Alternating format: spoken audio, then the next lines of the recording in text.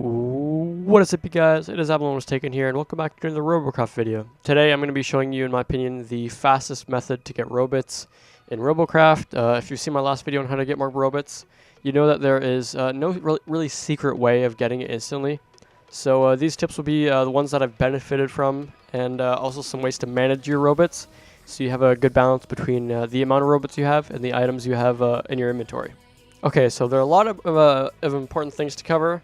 I'm going to list them out from what I think is most important to the least important. So 1 is teamwork, 2 is meta, 3 is premium, 4 is recycling, 5 is forging, and 6 is the community robot factory, or the CRF for short.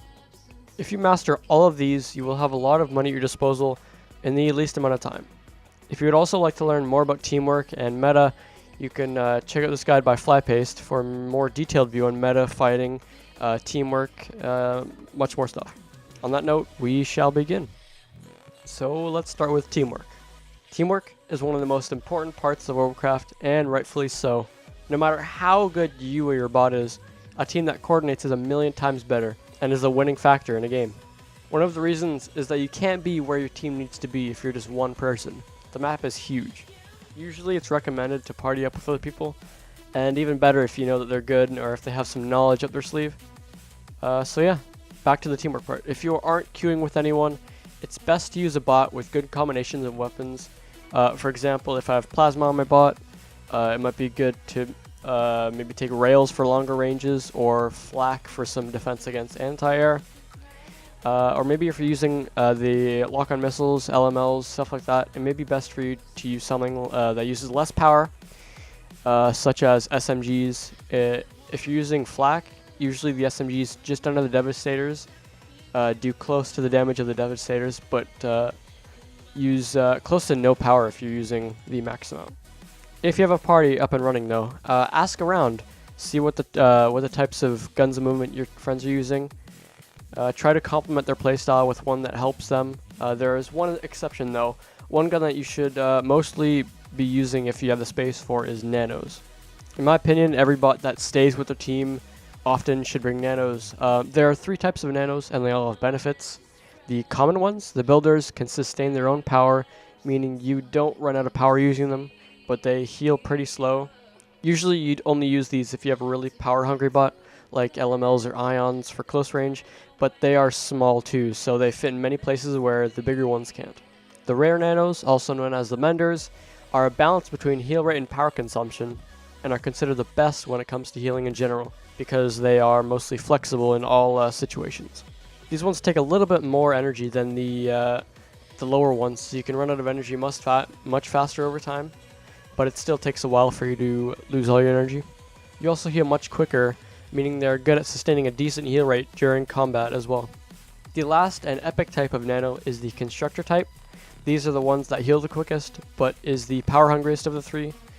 You can run out of power quite fast with these, so it should be used in short bursts, and is recommended to pair them with more power friendly weapons such as the gyro mortar or flak. The next thing I would like to talk about is meta.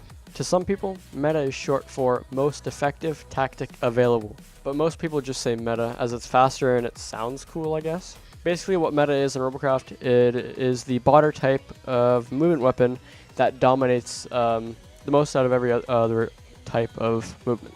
Right now, wall copters are annoying and they're part of the meta, as the camera control makes it so you can always face your enemy, making your movement parts constantly hidden unless you're viewed at by multiple angles, which is pretty easy to avoid if you're a skilled player.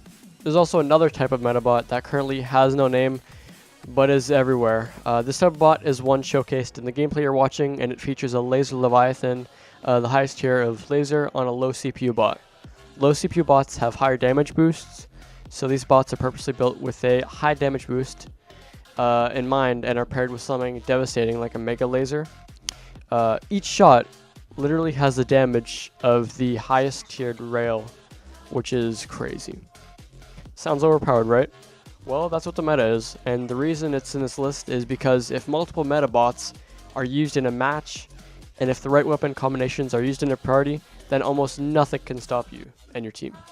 There are many metabots like drones, mechs, flyers, but only you can choose what to use and what not to use.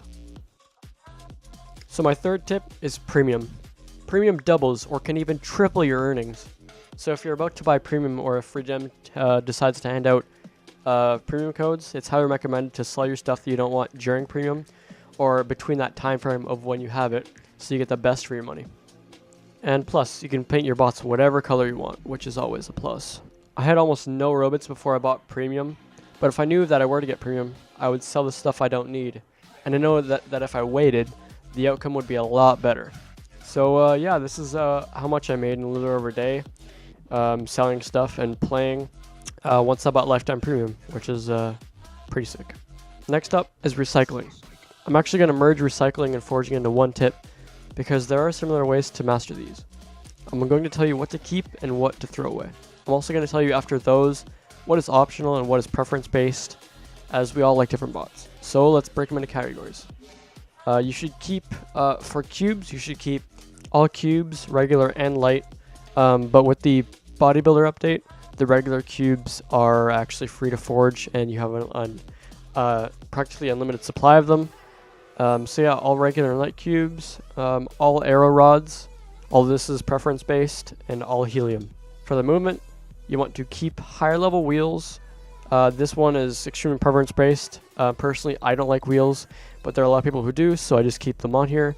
Higher level mech legs, higher level hovers. The Tempest ones, the one below the Tornado, is an exception. Those ones are also good. Higher level thrusters. I keep the Pumas as well, just for flexibility. All your sprinter legs, all your insect legs, all your rotor blades, and all your rudders. For the combat, you should keep higher level SMGs. Again, the ones under Devastator are the exceptions. Higher level plasmas, higher level rails, all the mega weapons, mega SMG, mega rail, mega plasma, stuff like that. Both the lock-on missile variants, both the flak variants, both the ion variants, both chain variants, like the chain shredder and the chain splitter, all the nanos, as I talked about it before, and the Tesla Novas. The only thing that doesn't fit in any of the categories that I think that should fit in its own category is the modules. So that's in the others category. The preference-based things that you should also keep would be electroplates, league badges, pilot seats, holo flags, speedometers and altimeters, and basically all your cosmetics in general. If you want to use those, you can. If you want to sell them, they yield quite a bit of money. The final thing that can be used to maximize profits in Robocraft is by using the CRF. I think I found a way to use the CRF effectively, since the recent CRF changes has made it so each game played yields the rebuilder robot. Forging your friend's robot that he made for you is exactly what you want, as you can give your friend Robits, and vice versa, since you earn 2,500 Robits a match. If you guys play for an extended period of time, both playing with each of your robots you made each other, you can gain Robits pretty fast, way faster than you would just opening up crates and selling items too. Me and my friend actually tried this, and it ended up working well, but he's not really good at building, so let's not talk about that. So yeah, that wraps it up. Please tell me if these tips have worked for you or not, how much money you've made, and if you've been doing this without premium, as I would like to know how I compare to you guys and see how much money I make compared to you guys. I've also been starting to get back into streaming, and I've also trying to stick to a schedule for it. It is in my channel info below my dashboard. Yeah, so if you want to check out my stream, link is in the description. If you do want to check out my older RoboCup videos, they'll be on screen right now, and I hope to see you there. My name is Aazar, and I'll talk to you guys in the next video. Peace out.